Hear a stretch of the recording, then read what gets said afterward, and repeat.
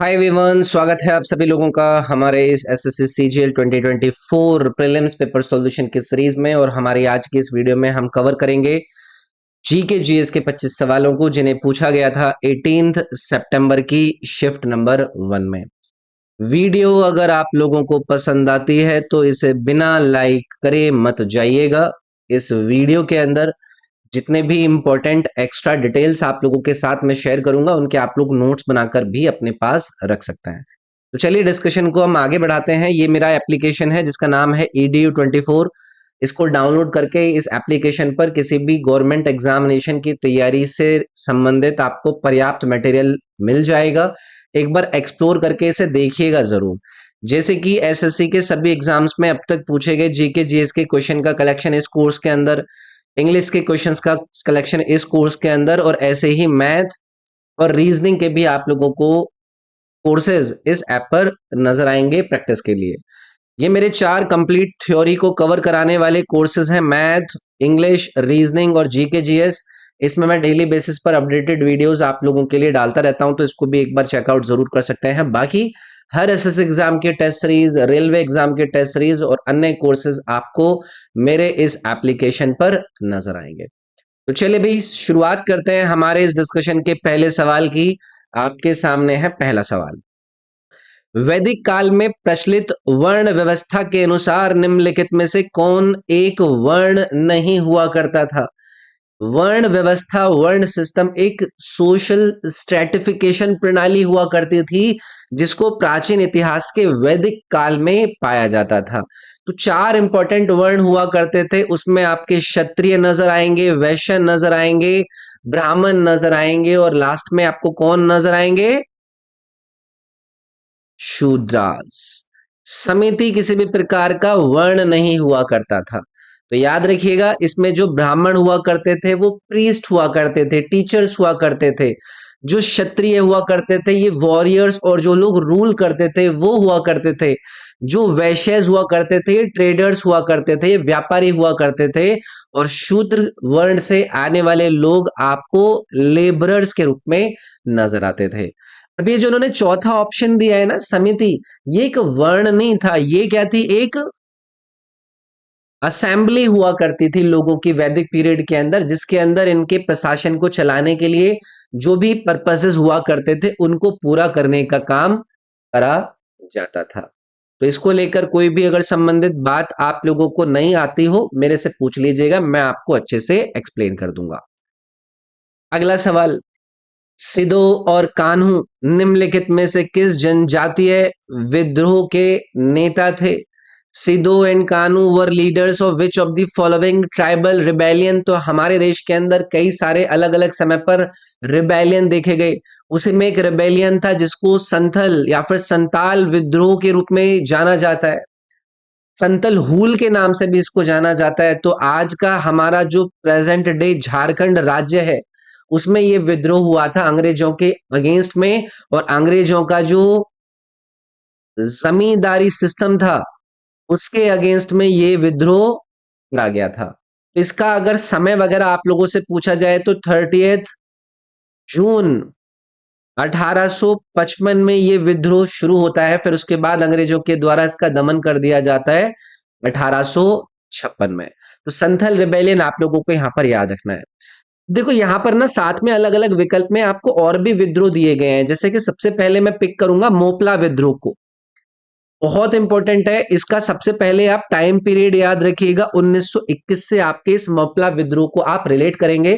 तो ये जो मोपला मुस्लिम हुआ करते थे उनका एक ये आर्म्ड रिवोल्ट था केरला के अंदर। इसके अगेंस्ट में जो ब्रिटिश, जो अंग्रेजों की अथॉरिटी हुआ करती थी और जो हिंदू लैंडलॉर्ड हुआ करते थे उनके अगेंस्ट में ये मोपला के मुस्लिमों के द्वारा केरला के अंदर इस मोपला रिबेल को करा गया था।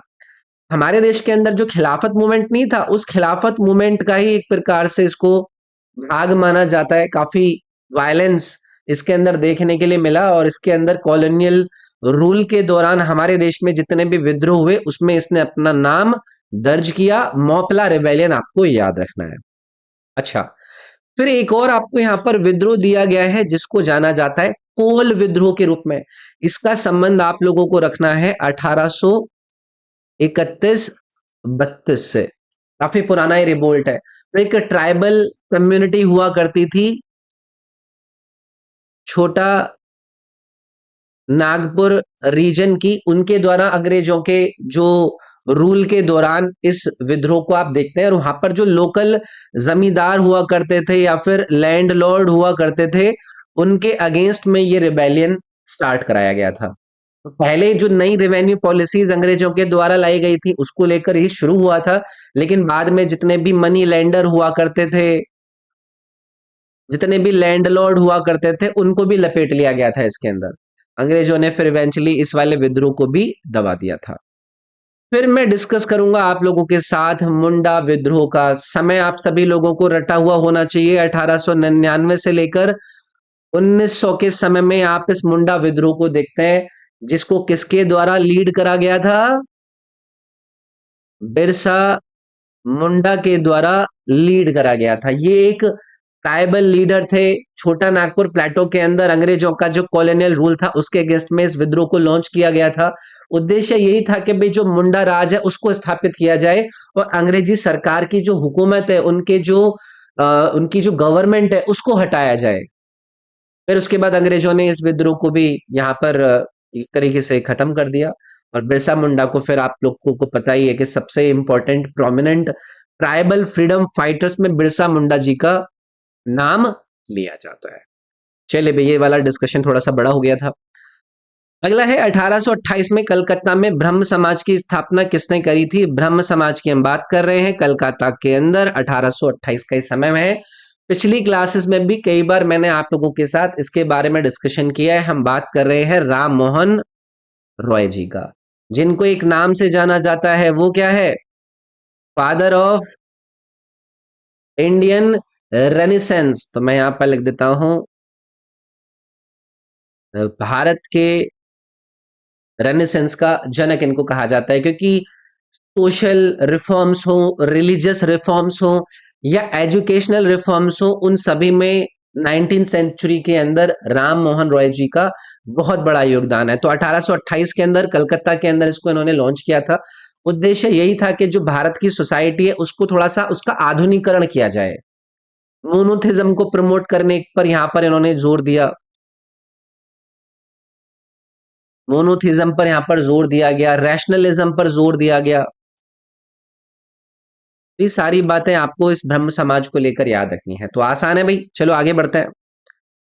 अगला सवाल है, सड़क परिवहन और राज्य मंत्रालय की वार्षिक रिपोर्ट 2020-21 के अनुसार सड़क नेटवर्क के मामले में भारत का विश्व में कौन सा स्थान है? यार ये जो रिपोर्ट वगैरह आती रहती हैं, जैसे ये एनुअल रिपोर्ट 2020-21 के अंदर आई थी, लेकिन हाल फिलहाल में करंट अफेयर के अंदर मल्टीपल रिपोर्ट अलग अलग मंत्रालय के द्वारा लॉन्च करी जाती है ना, तो उसमें जो डेटा है उसको एक बार देख लेना चाहिए। तो इसके अंदर सेकेंड लार्जेस्ट जो रोड नेटवर्क है पूरे विश्व का, उसमें आपको भारत देखने के लिए मिलता है। ये सालाना रिपोर्ट थी किसकी? सड़क परिवहन और राजमार्ग मंत्रालय के द्वारा। तो टोटल लेंथ उस समय पर जो इन्होंने रिकॉर्ड करी थी वो करी थी 5.89 मिलियन किलोमीटर्स। वैसे डेटा भी इंपॉर्टेंट हो जाते हैं, डेटा वगैरह भी ये पूछ लेते हैं। अच्छा, यहाँ पर नहीं हाईवेज वगैरह का जिक्र होता है तो आप लोग एक टर्म सुनते हैं जिसको हम कहते हैं एनएच। एनएच मतलब नेशनल हाईवेज। ये क्या होता है? ये प्राइमरी रास्ते होते हैं, रोडवे होते हैं, जो कि जो मेजर सिटीज होती हैं या फिर क्षेत्र होते हैं हमारे देश के अंदर, उनको क्या करते हैं? उनको कनेक्ट करने का काम करते हैं। और इनको मैनेज कौन करता है? जो हमारी एनएचएआई है, यानी कि national highway authority of India, इनको मैनेज करती है। तो ये आप लोगों को याद रखना है। ऐसे ही फिर आपके स्टेट हाईवेज होते हैं। स्टेट हाईवेज क्या हो जाएंगे? ये वो रोड होंगी जो कि किसी भी स्टेट के अंदर की इंपॉर्टेंट सिटीज को कनेक्ट करने का काम कर रही होंगी और उन सिटीज को नेशनल हाईवे से ले जाकर जोड़ने का काम कर रही होंगी, तो उनको हम स्टेट के अंदर ले लेते हैं। याद रखेंगे इसको। चलिए भाई, पृथ्वी का सबसे बाहरी भाग बताइए क्या कहलाता है? The outer most part of the earth. देखो, अर्थ की जो स्ट्रक्चर होती है उसके बारे में सभी लोगों को पढ़ाया जाता है। तो जब अर्थ की आउटर मोस्ट जो लेयर है उसकी बात करी जाती है तो उसको कहा जाता है भाई क्रस्ट। इसकी जो थिकनेस है, अगर हम जमीन पे देखेंगे तो 5 किलोमीटर तक आपको देखने के लिए मिलेगी, और फिर ओशियंस के अंदर जाकर ये जो आपकी क्रस्ट की टोटल वैल्यू है वो लगभग 70 किलोमीटर तक वेरी करती है आपके इस पृथ्वी के आउटर मोस्ट भाग में। अलग अलग रॉक्स से मिलकर आपका एक क्रस्ट बनती है। इसमें प्राइमरी जो आपको रॉक्स नजर आती है वो कौन कौन सी नजर आती है? ग्रेनाइट रॉक नजर आती है या फिर बसाल्ट रॉक नजर आती है। ये सब बातें आप लोगों के साथ ज्योग्राफी के अंदर करी जाती है। तो ये जो हमारे पृथ्वी का सॉलिड वाला सरफेस है उसको फॉर्म करती है। तो याद रखेंगे, इसको लेकर कोई दिक्कत नहीं होनी चाहिए। अब देखो, इसमें और भी कई सारे ऑप्शन दिए गए हैं। ये वोल्केनो है। वोल्केनो क्या है? ये अर्थ की क्रस्ट की ओपनिंग होती है ना, जिससे जो अंदर का मैग्मा है वो बाहर की तरफ आकर जो इरप्ट होता है, गैसेस वगैरह को इजेक्ट करता है। कोर क्या चीज है भाई? ये इनर मोस्ट पार्ट है हमारे अर्थ का। इनर मोस्ट भाग है ये हमारे पृथ्वी का, जिसमें मेनली आपको कौन कौन से एलिमेंट नजर आते हैं? आयरन और निकल। आप याद रखिएगा। तो ऐसी एक्स्ट्रा बातें आप लोगों को पता होनी चाहिए। अब ये जो कोर है ना, इसको भी दो भागों में डिवाइड करा गया होता है। एक होता है आपका सॉलिड इनर कोर और एक होता है आपका लिक्विड आउटर कोर। तो ये चीजें आप याद रखेंगे। मेंटल के बारे में भी आप जानते हैं। मेंटल आपका एक लेयर होती है अर्थ के अंदर जो किस किस के बीच में लाई करती है? कोर और क्रस्ट के बीच में लाई करती है। उसको हम क्या कहते हैं? मेंटल कहते हैं। इसमें आपको आयरन, मैग्नीशियम जैसे इंपॉर्टेंट कंपोनेंट नजर आते हैं। तो इसका पूरा स्ट्रक्चर कभी मैं आपको पढ़ाऊंगा, लेकिन यहाँ पर भी मैंने काफी हद तक काफी सारी जानकारी आपके साथ शेयर करी। जुलाई 2023 तक उत्तर प्रदेश के उप मुख्यमंत्रियों में से कौन एक थे? करंट अफेयर से रिलेटेड सवाल है। डेप्यूटी चीफ मिनिस्टर का नाम आपसे पूछ रहे हैं जुलाई 2023 तक। तो यहाँ पर केशव प्रसाद मौर्य जी के बारे में आपने सुना होगा। ये उत्तर प्रदेश के डेप्यूटी चेयर के रूप में 2023 तक अभी अभी भी आपको ये नजर आता है। ठीक है। और 2017 से इनको डेप्यूटी जो चीफ मिनिस्टर है उसके पद पर इनको सर्व करने का मौका मिला है। तो याद रखेंगे जो कम्युनिटी। अच्छा, एक सवाल मैं आप लोगों से पूछता हूँ। उत्तर प्रदेश की कौन सी कॉन्स्टिट्युएंसी से इनका नाम बहुत ज्यादा प्रसिद्ध है? तो ये सिरका, याद रखिएगा आप। सिरका जो कॉन्स्टिट्युएंसी है उससे ये केशव प्रसाद मौर्य आते हैं। तो इसको लेकर यहां पर बात कर ली। चलो अगला सवाल देखते हैं यार। सफेद सिल्वर क्लोराइड सूर्य के प्रकाश में भूरे रंग का क्यों हो जाता है? Find out why white silver chloride turns grey in sunlight. देखो, केमिकल रिएक्शंस या फिर केमिस्ट्री के अंदर जितने भी आपको रिएक्शन रीजंस होते हैं उनको लेकर ये आप लोगों से सवाल पूछ लिया जाता है। तो जैसे सिल्वर क्लोराइड की बात हुई है, यानी कि AgCl की बात हुई है ना, तो ये एक व्हाइट क्रिस्टलाइन सॉलिड होता है। और जब इसको सनलाइट के अंदर एक्सपोज करा जाता है ना, तो AgCl के अंदर आपको डीकॉम्पोजिशन रिएक्शन नजर आती है, जो कि किस में हो जाती है? आपका Ag में, और उसके साथ में आपकी निकल जाती है क्लोरीन गैस। तो ये जो सिल्वर फॉर्म हुआ है आपका एक ग्रे मेटल के रूप में, ये किसकी वजह से होता है? ये आपका व्हाइट AgCl का ही एक इम्पार्ट होता है। इसमें फोटो डिकॉम्पोजिशन होता है। तो due to decomposition of silver chloride into silver and chlorine by light वाला जो ऑप्शन है ना, ये आपका करेक्ट बन जाएगा। तो इस चीज को आप लोग याद रखिएगा। एक मैंने नाम लिया अभी, क्या इसी वाले सवाल को एक्सप्लेन करते हुए? Photo decomposition reaction. इसको लेकर आप लोगों को क्या पता है? फोटो डिकॉम्पोजिशन रिएक्शन एक केमिकल रिएक्शन ही है जिसके अंदर जो आपका कंपाउंड होता है ना, वो क्या होता है? वो ब्रेक डाउन हो जाता है सिंपलर सब्सटेंसेस के अंदर। अब सिंपलर सब्सटेंसेस को आप कैसे भी आप लिखना चाहें, और वो किसकी वजह से होता है? लाइट के एक्शन की वजह से होता है। इसीलिए इसको फोटो डिकॉम्पोजिशन रिएक्शन कहता है। तो याद रखेंगे इसको। चलिए आगे बढ़ेंगे। दूध वाला ताजे दूध में थोड़ा सा बेकिंग सोडा क्यों मिलाता है? फ्रेश मिल्क के अंदर small amount of baking soda एक मिल्कमैन क्यों ऐड करता है? बेकिंग सोडा ऐड होने से, अगर मैं बेकिंग सोडा की बात कर रहा हूं, ये ना माइल्ड होता है टेस्ट के अंदर। ठीक है। तो जो फ्रेश मिल्क होता है उसका जो पीएच वैल्यू होता है वो इंक्रीज हो जाता है, जिसकी वजह से वो थोड़ा सा किस प्रकार का हो जाता है? एल्कलाइन नेचर का हो जाता है। तो ये जो प्रोसेस इसने किया, इसमें जो दूध है ना वो फट ना जाए या फिर वो ना सोर ना हो जाए, खट्टा ना हो जाए।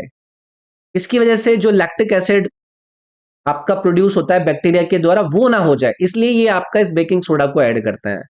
To increase the pH of the fresh milk from 6 to slightly alkaline वाला जो ऑप्शन इन्होंने यहाँ पर दिया था ना वो करेक्ट हो जाता। और उसका रीजन यही है कि जो बैक्टीरिया है वो ना क्रिएट हो जाए और वो लैक्टिक एसिड को प्रोड्यूस ना करने लग जाए, जिसकी वजह से ये जो दूध है ना वो फिर आपका खट्टा होने का डर रहता है। अगला सवाल है, निम्नलिखित में से किस अधिनियम के तहत ब्रिटिश भारत के प्रशासन को नियंत्रित करने और निगरानी करने के लिए इंग्लैंड में नियंत्रण बोर्ड की स्थापना करी गई थी? बहुत ही कॉमन और आसान सवाल है।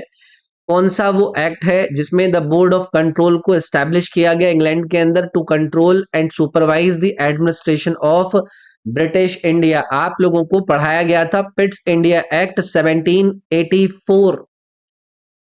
तो जो रेगुलेटिंग एक्ट 1773 की शॉर्ट कमिंग्स थी, जो कमियां थी उनको खत्म करने के लिए पिट्स इंडिया एक्ट 1784 को इंट्रोड्यूस किया गया और इसी एक्ट के जरिए एक बोर्ड ऑफ कंट्रोल को स्थापित करा गया इंग्लैंड के अंदर कि भारत में चल रहे प्रशासन को वो कंट्रोल और सुपरवाइज कर सके। इस बोर्ड ऑफ कंट्रोल के अंदर कितने मेंबर थे? अगर ये आपसे कल को पूछ लें, इसके अंदर 6 मेंबर थे।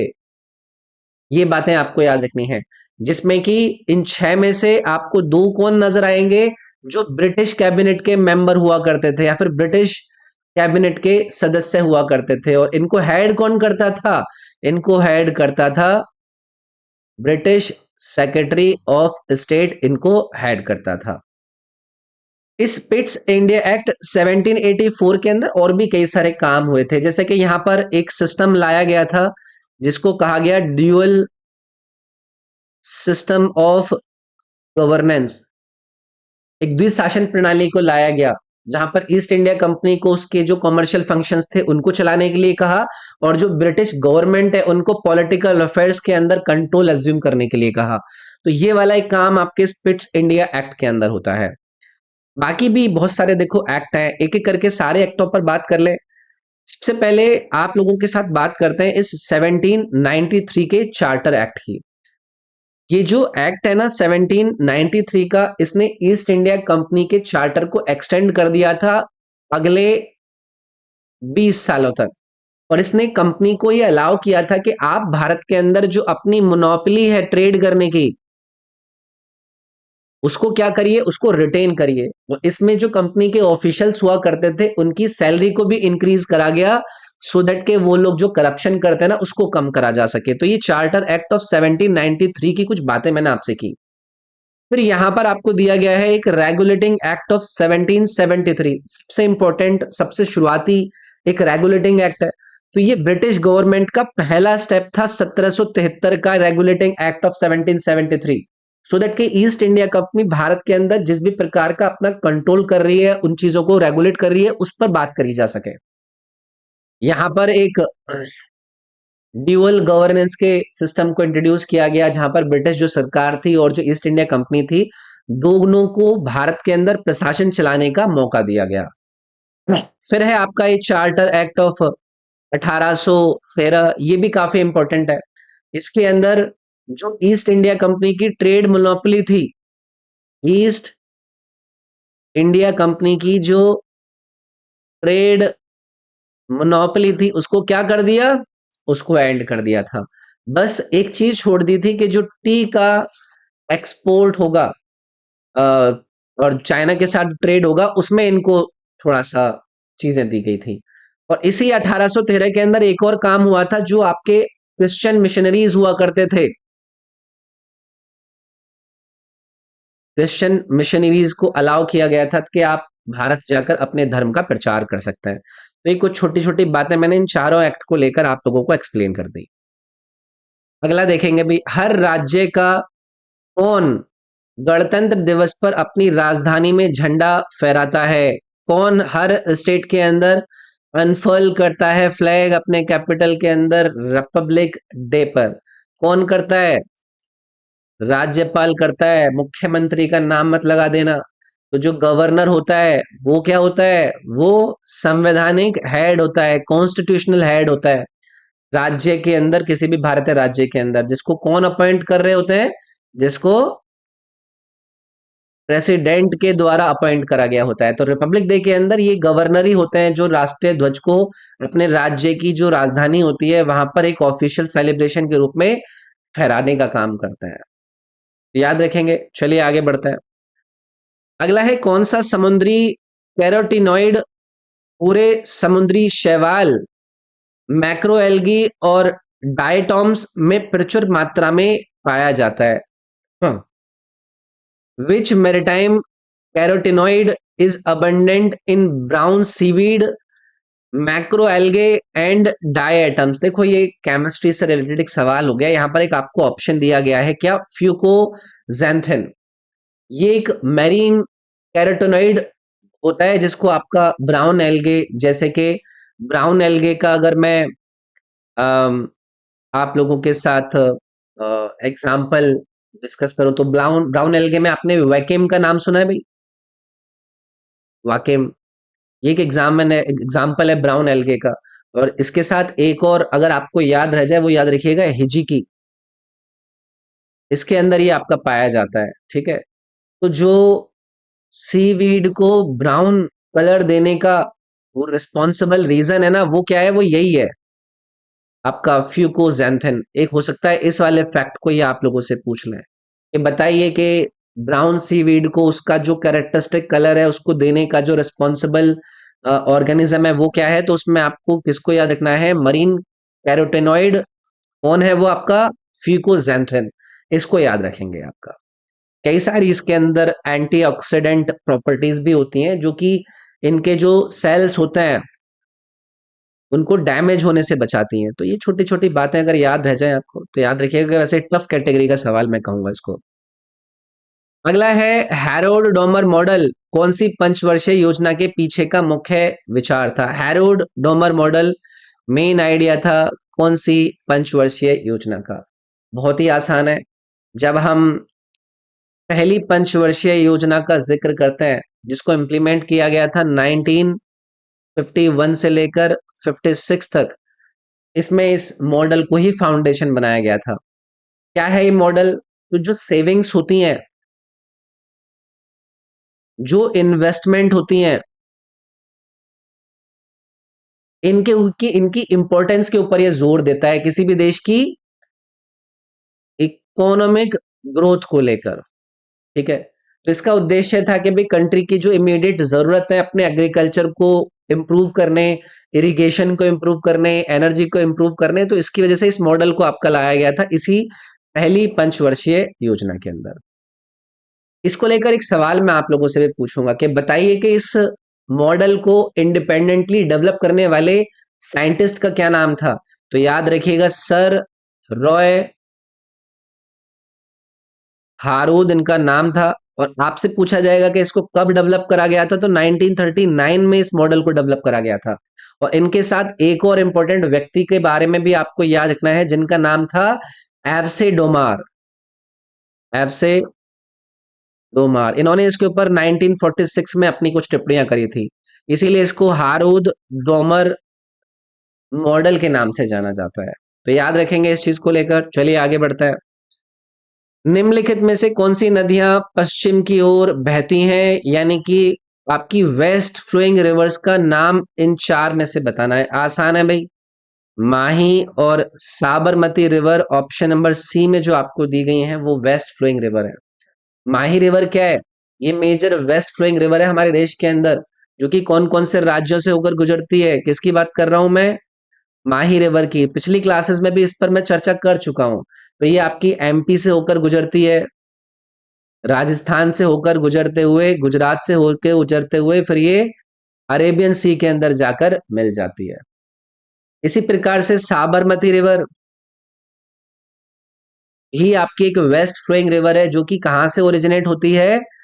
अरावली की रेंज से आपकी ओरिजिनेट होती है। राजस्थान के अंदर आपका एक डिस्ट्रिक्ट पड़ता है, कौन सा? उदयपुर डिस्ट्रिक्ट। वहां से क्या होती है? ओरिजिनेट होती है। फिर आगे बढ़ के ये आपका अरेबियन सी के अंदर जाकर कौन से गल्फ में गिर जाती हैं? Gulf of Khambhat. इसके अंदर जाकर गिर जाती हैं। तो ये आपको याद रखना है, ऑप्शन नंबर सी इसमें करेक्ट हो जाता है। अगला सवाल है, राज्य की विधायिका के ऊपरी सदन को क्या कहा जाता है? The upper house of state legislature is known as. यार आसान सवाल है, विधान परिषद के नाम से जाना जाता है ना। विधानसभा आपका लोअर हाउस होती है और विधान परिषद आपका अपर हाउस होती है एक राज्य के अंदर, है ना। तो जैसे हमारा सेंट्रल लेवल पर राज्यसभा है, उसी प्रकार से ये हमारे राज्य के अंदर अपर हाउस है जिसको विधान परिषद के रूप में जाना जाता है। ठीक है। हमारे देश के हर राज्य के अंदर विधान परिषद नहीं है, कुछ ही राज्यों के अंदर है। कौन कौन से राज्यों के अंदर आपको अपर हाउस या फिर विधान परिषद नजर आती है, इसको लेकर सवाल पूछा जाता है। उत्तर प्रदेश में आपको विधान परिषद नजर आ जाएगी, बिहार में आपको नजर आ जाएगी, कर्नाटक राज्य में आपको नजर आ जाएगी, महाराष्ट्र राज्य में नजर आ जाएगी, आंध्र प्रदेश राज्य में नजर आ जाएगी, तेलंगाना राज्य के अंदर आपको नजर आ जाएगी। तो इन राज्यों के नाम और नंबर याद रखिएगा। ठीक है, तो कितने राज्य हो गए ये? 7 राज्य हो गए ना। उत्तर प्रदेश, बिहार, कर्नाटका, महाराष्ट्र, आंध्र प्रदेश और तेलंगाना। कितने हो गए? एक छोड़ दिया क्या मैंने? ठीक तो है, 6 राज्यों के अंदर है। चलो भाई आगे बढ़ते हैं। गरीबी रेखा के नीचे रहने वाले लोगों को स्वास्थ्य बीमा प्रदान करने के लिए राष्ट्रीय स्वास्थ्य बीमा योजना कब शुरू करी गई थी? यार ये जो योजनाएं वगैरह आपकी चर्चा में रहती हैं, जिनके बारे में आप सुनते रहते हैं, न्यूज में ही आती रहती हैं, तो ऐसी राष्ट्रीय स्वास्थ्य बीमा योजना को लॉन्च करा गया था 2008 में।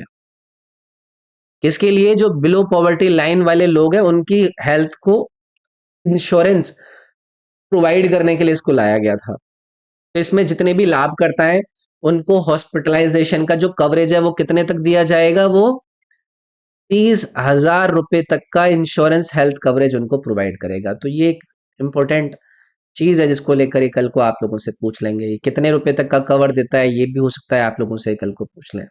ठीक है, चलिए आगे बढ़ेंगे। भारतीय संविधान का भाग नंबर 4A कौन से संवैधानिक संशोधन अधिनियम के माध्यम से जोड़ा गया था? आसान है यार, 42वां अमेंडमेंट एक्ट 1976 कॉन्स्टिट्यूशन के अंदर इसको ऐड करा जाता है।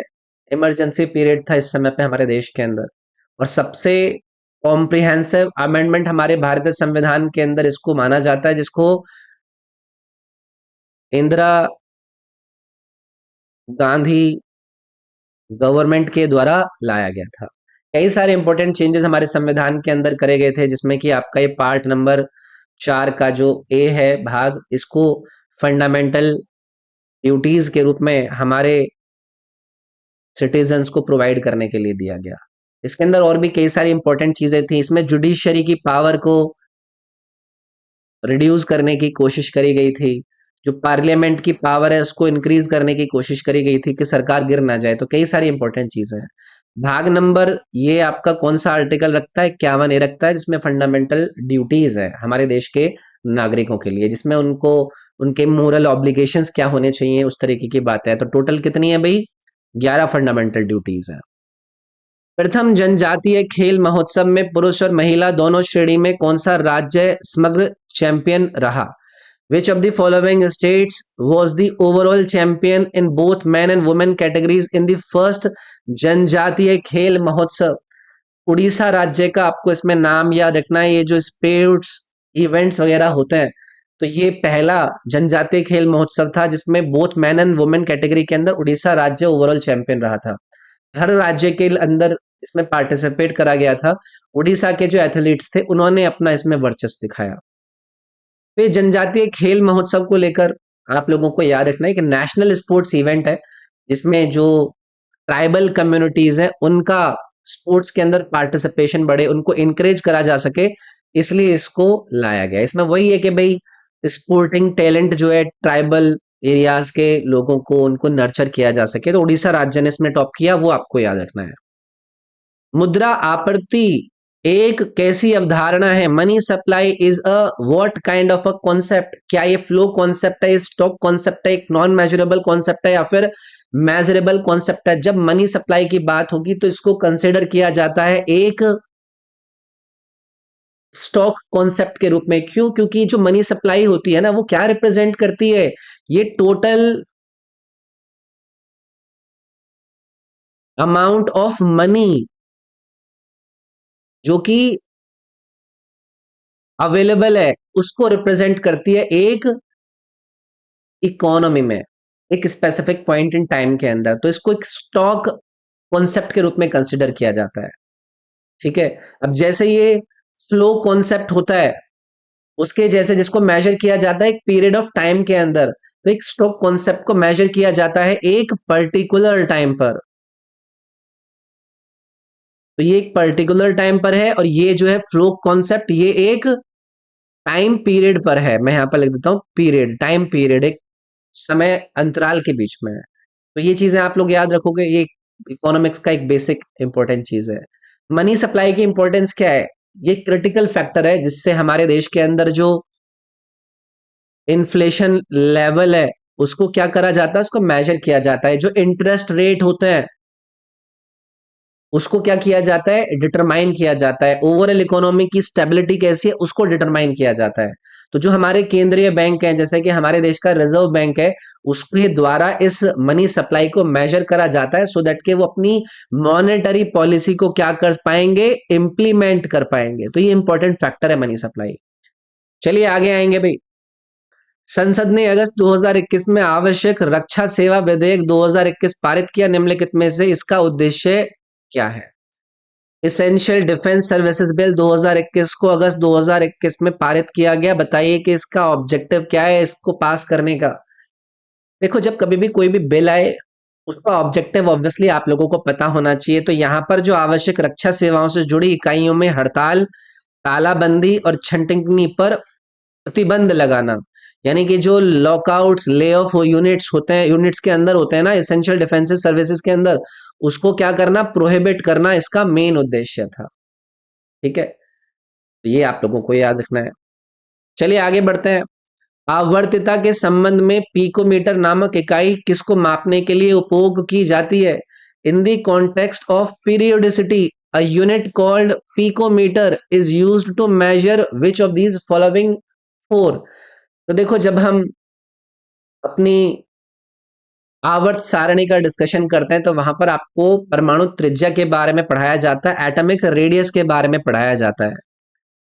तो इसको मेजर किया जाता है किसमें, पीएम में, जिसको पीकोमीटर कहा जाता है। और यहाँ पर जो एक पीकोमीटर की वैल्यू होती है वो किसके बराबर होती है, 10⁻12 मीटर के बराबर होती है। ये वाली चीज भी आप याद रखिएगा।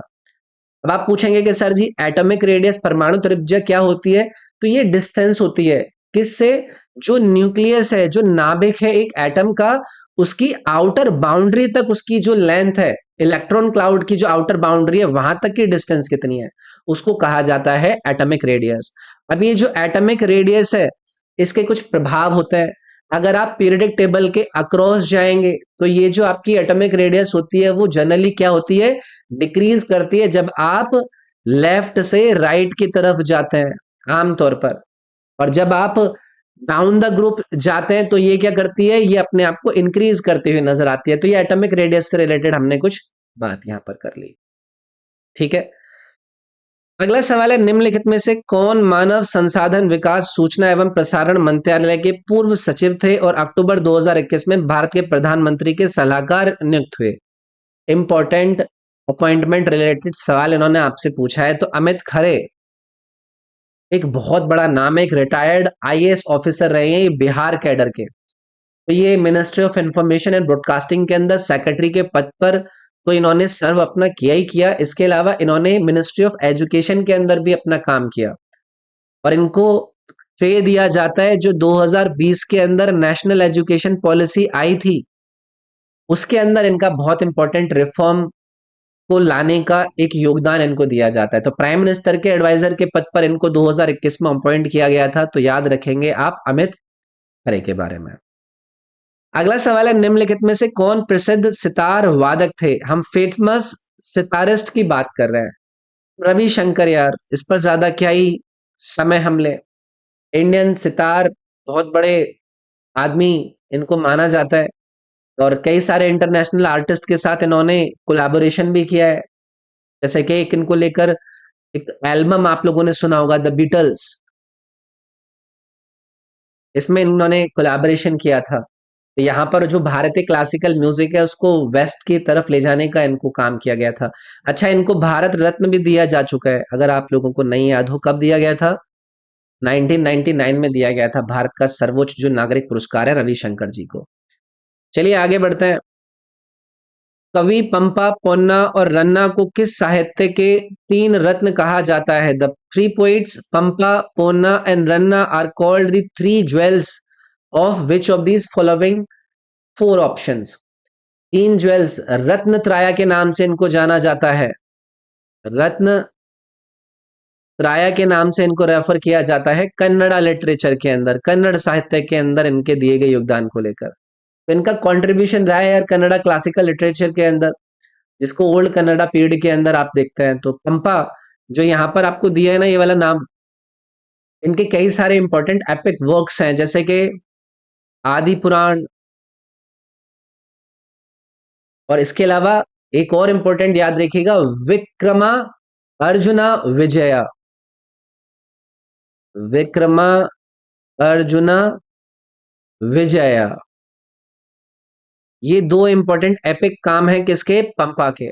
इसी प्रकार से आपको ये जो रन्ना का नाम दिया गया है, इनको लेकर मान लो इंडिविजुअली इन्होंने कभी आपसे कल को पूछ लिया तो याद रखिएगा गदायुद्धा, मैं यहां पर लिख देता हूं गदा युद्धा करके, ये एक इंपॉर्टेंट वर्क इनके द्वारा लिखा गया है। तो इनको लेकर ये चीजें कल को इंडिविजुअली तौर पर भी आपसे पूछ सकते हैं।